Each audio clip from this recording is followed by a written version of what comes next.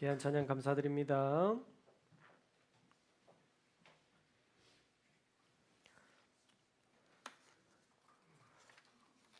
여러분 앞에 보시면 꽃꽂이가 되게 이쁘게 되어 있죠. 우리 김신옥 집사님이 항상 수고해 주시고 어제는 또 우리 윤지원 성도님이 같이 이렇게 가서 또 꽃을 아름답게 사오셨다고 하는데 어제 와서 이제 소리를 좀 잡느라고 보는데 꽃을 보는데 너무 행복하더라고요. 그래서 수고해 주시면 너무너무 감사하다는 말씀 드리고 싶습니다.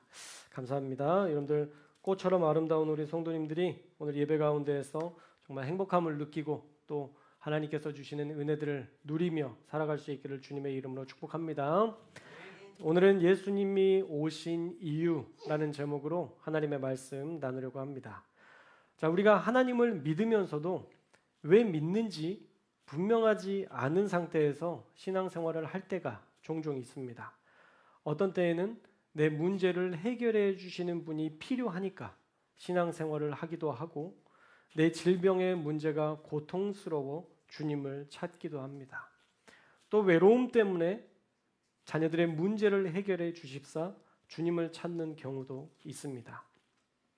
무슨 이유에서든지 여러분들이 주님을 찾아오셨다면 잘하신 겁니다. 왜냐하면 우리 주님도 우리에게 분명히 이렇게 말씀하셨으니까요. 마태복음 11장 28절에 보면요. 수고하고 무거운 짐진 자들아 다 내게로 오라. 내가 너희를 쉬게 하리라 말씀하십니다. 할렐루야.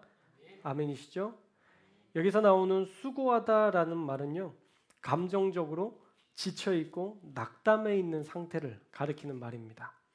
그리고 짐진 자들이라는 표현은요. 누군가에 의해서 육체적으로 무거운 짐이 지워진 상태를 가리키는 것입니다. 노예들이나 로마의 압박 속에서 고통스러워하던 이스라엘 백성들의 삶을 가리키는 말이죠. 어떻든 감정적으로 지쳐있는 자든 누군가에 의해 압박당하고 고통당하는 육체적인 어려움을 겪는 자들이든지 상관없이 그 누구라도 주님께 오면 우리 주님은 사람을 가리지 않으시고 받아주시며 그들을 편안히 쉬게 하신다 약속하십니다. 쉬게 한다는 말은요. 영적인 휴식, 안식이라는 의미를 가진 아나파우신이라는 헬라어를 사용했습니다. 그러니까 감정적으로나 육체적으로 힘든 모든 상황 속에서 우리 주님을 찾아오신다면 우리 주님께 나아온다면 주님은 그 영혼이 완벽한 쉼을 얻게 하시겠다라는 약속입니다. 사실 아무리 사람들이 스트레스를 줘도요. 우리가 스트레스를 안 받으면 그만입니다. 여러분 그 사람이 가장 행복한 사람이에요.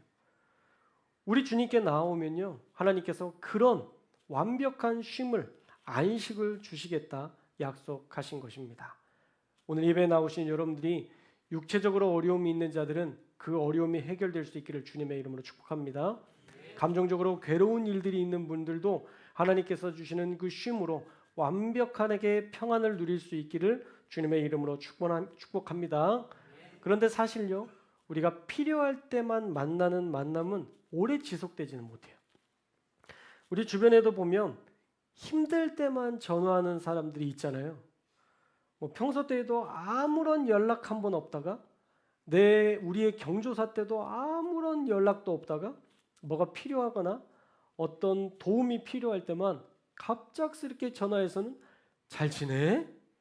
라고 묻고 나중에 보면 뭐가 필요해요. 이 사람이 뭐가 필요해서 나 이거 필요한데 혹시 있어? 라고 묻는 분들이 있습니다. 그런데 그런 관계는요. 사실 한두 번은 용납해 주지만 더 친밀한 관계를 맺고 싶지는 않습니다. 사실 그렇잖아요. 우리가 우리 주님과 필요할 때만 주님을 찾는다고 하면 그건 온전한 관계가 될 수 없는 것이죠. 우리 주님은 하나님이신데 우리의 주권자신데 창조주신데 우리가 필요할 때만 찾고 평소 때에는 남처럼 지낸다면 사실 그런 관계는 온전해질 수 없을 것입니다. 그래서요. 육체적으로 어렵고 감정적으로 괴로울 때만 우리가 주님을 찾아오는 것이 아니라 왜 우리 예수님이 이 땅에 오셨는지를 우리가 분명히 알고 그분이 오신 목적을 따라 우리도 살아내야 하는 것입니다. 자, 오늘 말씀을 통해서 주님이 오신 이유에 대해서 우리가 나누려고 하는데, 오늘 말씀에 두 가지 분명한 이유 때문에 예수님께서 이 땅에 오셨다는 것을 우리는 알 수 있어요. 첫 번째로는요, 예수님은 자기 백성을 그들의 죄에서 구원하시기 위해 이 땅 가운데 오셨습니다. 오늘 말씀 마태복음 1장 21절의 말씀을 우리 함께 읽겠습니다. 1장 21절 말씀 시작. 아들을 낳으리니 이름을 예수라 하라.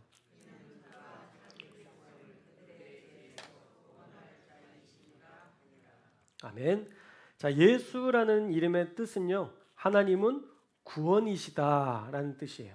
자, 예수라는 이름의 뜻이 뭐라고요? 하나님은 구원이시다. 그러니까 예수님이라는 그 이름 자체에 하나님이 우리를 구원하시고 싶으시다는 그 하나님의 마음을 담아두신 거예요. 우리가 예수님의 이름의 뜻을 잘 기억하셨으면 좋겠습니다. 예수님은 하나님이 우리를 구원하시기 원하신다는 그 분명한 뜻을 전하고 또 이루시기 위해 이 땅에 오셨습니다. 원래는요, 율법을 주면 잘 지켜서 완벽한 백성이 될 것이라고 기대했지만, 이 자유의지를 가진 인간은 그보다 훨씬 자기 마음대로 살려는 본능이 강했어요. 그래서 율법으로 변화시키려는 계획은 실패로 끝나게 됩니다. 물론 율법은 완전했습니다. 우리가 죄를 질 때마다 온전하게 회개하고 제사를 드리고 우리가 살아야 될 삶의 모습들대로 살기만 했다면 우리는 구원받을 만큼 그렇게 완벽한 율법을 우리에게 주셨어요. 그러나 인간이 불완전했죠. 불완전한 인간이 율법만으로는 완전해지지 못했습니다. 왜냐하면 그 율법대로 살지 않으니까. 그리고 죄의 문제를 율법으로 절대 뛰어넘지 못한다는 것이 그들의 삶을 통해서, 구약의 삶을 통해서 분명해졌습니다. 결론적으로는 강력한 법이 사람을 바꿀 수 없었던 거예요. 그래서 이제는요, 예수님께서 우리 가운데 오셔서 부드러운 권세로 통치하시기로 작정하신 거예요. 부드러운 권세. 제가 만든 말인데요, 바로 사랑의 권세로 세상을 통치하시기 위해 예수님을 우리 가운데 보내주셨던 것입니다. 그리고 또 하나, 예수님의 원칙이 있었는데, 성경에 나오는 원칙이 아니지만 제가 만든 용어입니다. 선, 용납, 후, 개종이라는 원리를 성경에서 적용하시고 그대로 하셨어요. 그래서 무슨 이야기냐면, 문제가 많아도 일단 와라. 그러면 내가 쉬게 할 것이다. 이것이 하나님의 원리고 예수님의 원리라는 거죠. 누구든지 받아주신 후에, 그 넓은 사랑으로 안아주신 후에 성령과 함께 살아갈 수 있도록 하시고 우리를 조금씩 바꿔나가시기로 결정하신 거예요. 그렇게 우리는요, 완전하지 않을 때 이 구원의 자리에 초대되었습니다. 여러분이 완벽해서 하나님께서 부르신 것이 아니라 하나님께서 우리를 불러놓으시고 조금씩 바꿔서 구원받은 자답게 만들어 가시려는 예수님의 그 계획 속에서 우리는 구원받게 된 것입니다. 그래서 교회에서 보면요, 잘 변하지 않는 사람들이 있어요. 그리고 매일 그 자리에 머무는 것 같은 사람들도 있습니다. 어떤 사람들은 안 믿는 사람보다 더 욕먹는 사람들도, 그런 교인들도 사실은 있습니다. 그런데도 우리 주님은 그들을 교회에서 쫓아내지 않으시고 구원의 자리에서 배제시키지 않으시는 이유는요, 선 용납, 후 개종의 원리로 자기 백성을 다스리시기 때문입니다. 좀 부족하고 모나도 교회에서 예배드릴 수 있게 허락하시고, 그렇게 죽으라고 기도 안 해도 문제 생길 때만 주님을 찾아도 주님은 그들의 기도를 외면하지 않으시고 받아주시기 때문에 우리가 조금씩 구원받은 백성답게 더디지만 자라가고 성장할 수 있게 된 것입니다. 완벽해서 받아주신 것이 아니라 조금씩 변화시키기 위해 먼저 죄 많은 인생을 하나님께서 용서해 주셨기 때문에 우리같이 더러운 죄 많은 인생을 품어주셨기 때문에 그렇게 우리는 지금도 완벽하지는 않지만 주님 안에서 조금씩 좋아지고 있고 변화되고 있습니다. 더딘 것 같아도 우리는 그렇게 구원을 향해 가고 있는 것입니다. 왜냐하면 우리는 예수님을 믿기 때문이에요. 하나님은 구원이셔라고 분명히 알려주시기 위해 예수님은 예수라는 이름을 가지고 우리의 모든 죄의 값을 치르시고 부족해도 안아주시고 조금씩 좋아질 것을 기대하시며 우리를 선한 길로 인도하시는 우리 예수님이 이미 2000년 전에 그 구원의 길을 예비하셨고 십자가에서 완성하셨다라는 것입니다. 우리는 사실 죽을 때까지 죄인이라는 이 타이틀을 벗어내지 못할 겁니다. 우리가 죄인이라는 사실은요, 우리가 죽을 때까지 변하지 않는 어쩌면 우리의 상태일 것입니다. 그러나 우리가 예수님을 믿으면 우리 예수님이 우리를 우리의 죄에서 구원하시고 반드시 우리를 하나님의 나라 천국 백성으로 인정해 주시고 우리를 그렇게 선한 길로 인도해 주실 줄 믿습니다. 그러니 우리는 우리를 죄에서 구원하신 예수님의 구원자 되심을 믿어야 할 줄로 믿습니다. 하나님은 여러분의 모든 죄를 구원하시기 위해서 예수님을 보내주셨습니다. 둘째로 예수님은 우리와 함께 계시기 위해 이 땅에 오셨습니다. 우리 마태복음 1장 23절 말씀도 함께 읽겠습니다. 1장 23절 시작. 보라, 처녀가 잉태하여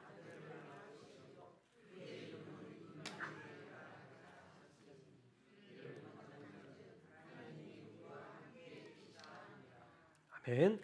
자, 예수님이 이 땅에 오실 때 뭐라고 불렸다고요? 임마누엘. 맞습니다. 임마누엘입니다. 자, 임마누엘의 뜻은 뭔가요? 하나님이 우리와 함께 계시다.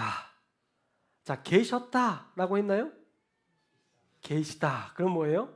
과거부터 지금까지 계속 함께 계시고 앞으로도 계속 함께 계신다는 약속입니다. 하나님이 우리와 이미 함께 계신다는 것을 선언하신 거예요. 창세부터 하나님은 우리와 함께 계셨고요. 왜요? 하나님은 창조주셨으니까. 이제 예수님을 보내주심으로 종말의 때, 그 죽음의 때까지 영원까지 우리와 함께하기를 원하시는 하나님의 뜻을 분명히 하신 겁니다. 모자실도 난리 났잖아요. 그 감격스러워서 눈물로. 여러분, 이런 감격이 우리에게 있어야 됩니다. 그런데 우리는 가끔 그런 투정을 해요. 왜 나만 이 어둠 속에 두시냐고. 왜 나만 이 모든 괴로움 속에 내버려 두시냐고 투정하지만 사실 그건 일방적인 우리의 잘못된 생각입니다. 하나님은요, 한 번도 우리를 떠나신 적이 없습니다. 하나님은 한 번도 우리를 외면하신 적이 없습니다. 예수님을 보내신 그때부터 함께 하셨던 것이 아니라 이미 함께 하셨고 영원히 함께 하시겠다는 약속으로 우리 예수님을 보내주셨고 우리를 위해서 죽으심으로 그 사랑을 확증하셨던 것입니다. 예수님이 오신 두 번째 이유, 우리와 함께 하시기 위해 오셨다는 사실을 저와 여러분이 믿으시기 바랍니다. 자, 함께 한다는 것은요, 모든 일을 함께 결정하고 모든 일에 함께 동행한다라는 의미가 담겨 있습니다. 자, 우리가 어떻게 예수님과 함께 결정하고 예수님과 함께 동행할 수 있을까? 한 가지만 여러분들이 잘 하시면 되는데요. 따라해 볼까요? 예배를 잘 드리자. 할렐루야. 그것밖에 없어요. 하나님과 동행할 수 있는 방법은요, 오직 예배를 통해서만 가능한 일입니다. 책을 읽어야 그 안에 있는 지식이 나에게 쌓이는 것처럼 하나님의 말씀을 마주대야 하고 기도의 훈련이 되어야 영적인 능력이 쌓이게 되는 것입니다. 그렇게 영적인 근육이 쌓여야 영적인 생각을 하고 영적인 행동을 하고 영적인 권세를 갖게 되는 것입니다. 저는 축구를 되게 좋아합니다. 막 프리미어 리그도 찾아볼 정도로 되게 좋아해요. 그리고 제 입으로 그러긴 뭐하지만 잘합니다. 근데 나이가 들어가니까 예전 같진 않아요. 어쩔 수 없는 거잖아요. 20살 청년 때와 어떻게 같을 수 있겠습니까? 그런데 사실 아직까지는 좀 괜찮습니다. 제가 공격수인데 윙에서 뛰면 따라오는 사람이 거의 없습니다. 잘난 척하려는 게 아니라 관리해야 한다는 것을 말씀드리고 싶은 거예요. 저는 축구하기 위해서 체력 관리를 합니다. 무릎 강화를 위해서 집에서 스쿼트를 하루에 50개씩 하고, 근력 강화를 위해서 5kg짜리 아령을 양손에 들고 하루에 100개씩 근육 운동을 합니다. 그리고 가능하면 자주 나가서 걷거나 뜁니다. 요즘 잘 안 뛰어가지고 이게 또 거짓말이 될까봐 어제는 일부러 축구하러 나가서 운동하고 왔습니다. 그래서 이번에 건강검진을 했는데요. 위, 대장, 내시경, 피검사 다 종합검사를 했는데 모두 지극히 정상으로 나왔습니다. 지극히 정상. 사랑하는 여러분, 육체도 얼마나 내가 관리하느냐에 따라 건강이 결정됩니다. 그렇다면 우리의 영혼은 얼마나 더 관리가 필요하겠습니까? 디모데전서 4장 8절의 말씀이죠. 육체의 연단은 약간의 유익이 있으나 경건은 범사에 유익하니 금생과 내생의 약속이 있느니라. 아멘. 여러분들이 예배를 통해서 하나님의 말씀을 듣고 여러분들이 영적인 근육들이 세워지고 영적인 훈련들이 되고 영적인 행동들을 하게 되면 우리 가운데 금생, 이 생을 살아가면서도 하나님은 그 약속된 축복의 말씀대로 우리를 인도하실 것이고 내생, 우리가 죽은 이후에도 하나님의 나라 천국을 우리에게 선물로 주신다라는 거예요. 경건도 영적인 일도 훈련해야 한다는 것입니다. 그런데 훈련을 위해 살아간다고 하면 우리가 좀 버거워요. 그렇죠? 막 전투적으로 신앙생활을 하는 분들이 있어요. 그러면 지칩니다. 사실 훈련도요, 즐겨야 되는 거예요. 여러분들이 신앙생활 하는 것도 즐겨야 되는 거예요. 예배 막 억지로 내가 죽어도 내가 교회에서 죽어야지. 막 우리가 그런 생각을 가지고 막 피비린내 나는 그 전쟁터에서 신앙생활하는 것처럼 막 하는데, 각계 전투처럼 우리가 신앙생활을 하는데, 여러분 그거 신앙생활 아닙니다. 그건 훈련생활이에요. 그건 하나님과 동행하는 모습이 아니에요. 하나님의 말씀을 듣고 하나님과 동행하는 데 있어서 가장 중요한 핵심은 뭐냐면 기뻐야 돼요. 저와 여러분 안에 기쁨이 있어야 됩니다.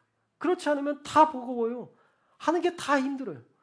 우리 이번에 김장김치 했는데 우리가 즐겁게 하고 기쁘게 하니까 금방 끝나잖아요. 그리고 이 김장김치 통해서 되게 재밌는 시간들을 막 호빵도 먹으면서 뭐 재밌는 시간들을 갖잖아요. 근데 이거를 이제부터 김장김치 하니까 우리가 죽으면 죽으리라는 각오로 이 김장김치 해봅시다. 그러면 이거 하면서도 재밌겠어요? 절대 재미가 없어요. 그래서 우리 안에 하나님을 예배하는 것이 기쁨이 되었으면 좋겠고요. 우리 안에 하나님의 사역을 감당하는 것이 기쁨이 되었으면 좋겠습니다. 사실 붕어빵 전도 이번 주는 안 하려고 그랬어요. 사실 안 하려고 했는데 우리 아내가 붕어빵 전도 해야 돼요, 여보. 할 사람이 없는데 결국 남는 사람이 저밖에 없더라고요. 그래서 제가 붕어빵 전도를 하게 됐는데, 왜 그러냐면 정말 붕어빵 전도를 시작하고 뭔가 하려고 하면요, 하나님께서 새 가족을 보내주세요. 작년에도 새 가족으로 오셨던 분들이 붕어빵 전도 열심히 할 때 오셨던 우리 성도님들이고요. 지금도 오늘도 세 분이나 오셨는데 진심으로 감사드립니다.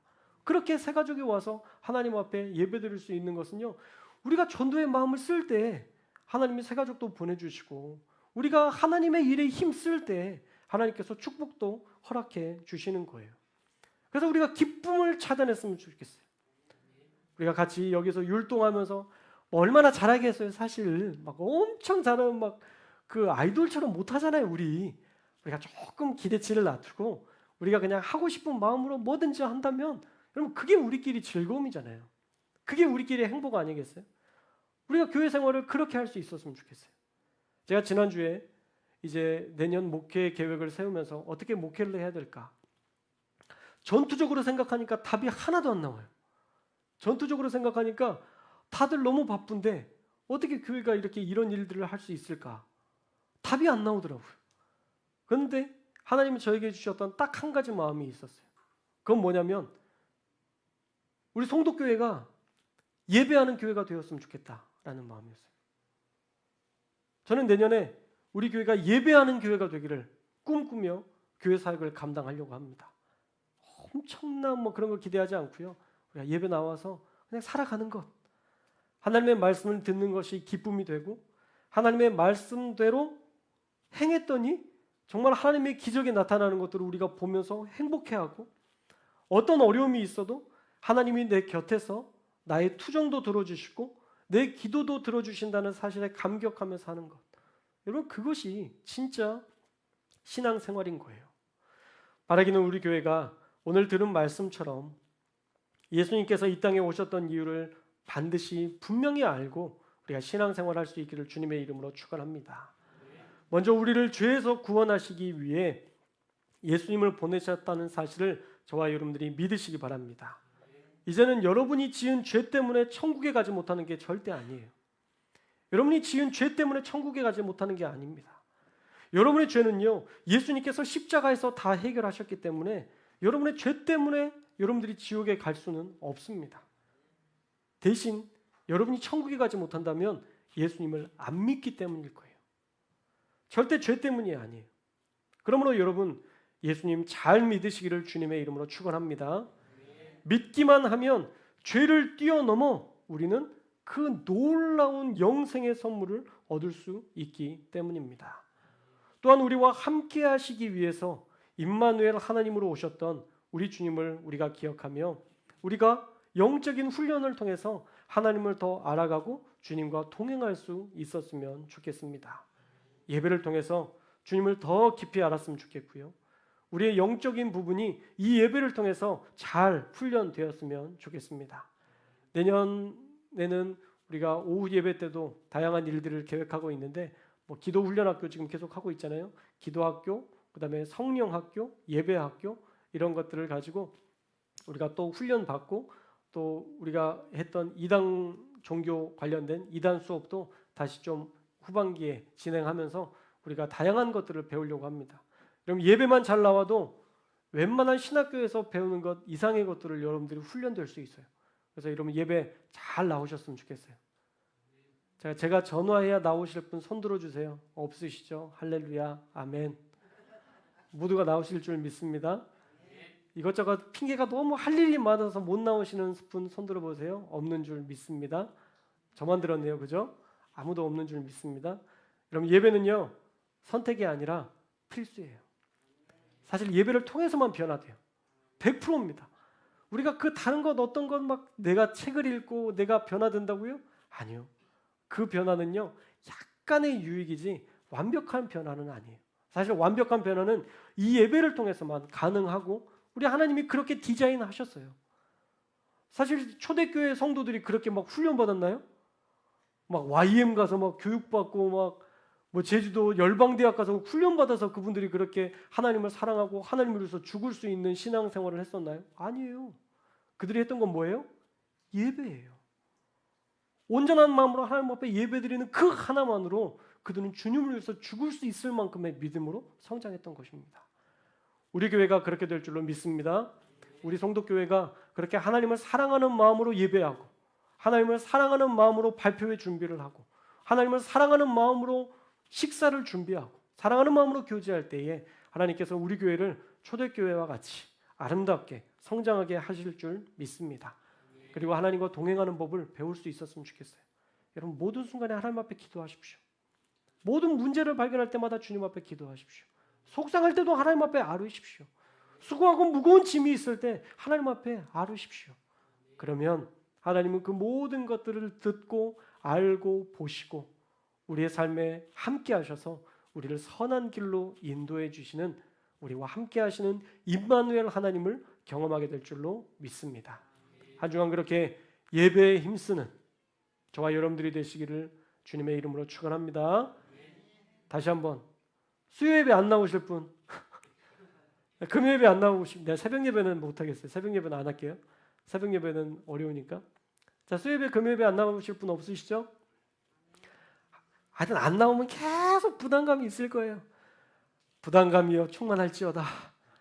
하나님께서 여러분들 가운데 부담감을 충만하게 주셔서 이번 주 수요 예배, 금요 예배부터는 주일 예배 못지않게 많이 나오셔서 우리가 하나님을 예배하는 즐거움, 예배를 통해서 우리를 변화시켜 주시는 그 기적의 역사들을 저와 여러분들이 경험하게 될 줄로 믿습니다. 기도하겠습니다. 고마우신 아버지 하나님 감사합니다.